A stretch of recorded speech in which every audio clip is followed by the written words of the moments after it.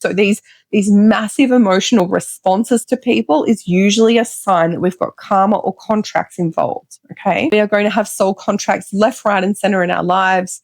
We pretty much always know there's this like, oh my gosh, I've known you before. Like, I know you. We have this instant rapport.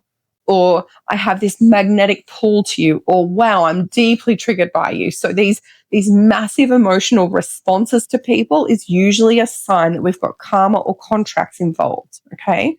So then when we enter relationship, our job as a human is to have our soul remind us about what we need to learn and understand about this particular person and interaction. But what they are doing is reflecting back to you your own wounds.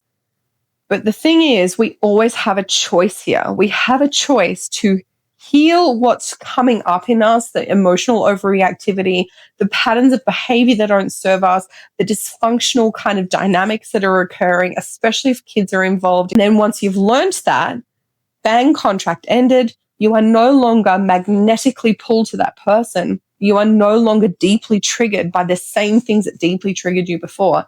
You are no longer stuck in this process of repeating patterns of unconscious behavior. You're kind of out of that power dynamic. And then you have a choice. But once we learn that and once we realize that we can have a peaceful based, healthy dynamic, you can redefine that relationship and turn it into a destiny space. Or if you're the only one that's done the growth and the other person hasn't and it's untenable for you, you usually then, once the contracts are ended, there's usually so much more clarity about being able to leave, about the fact that you could leave, should leave, can leave, will leave, right? You usually have this intuitive hit that's like, wow, thank goodness that's done.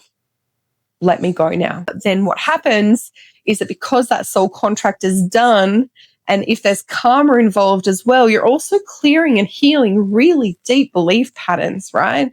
And that means that the person that you attract next will be different.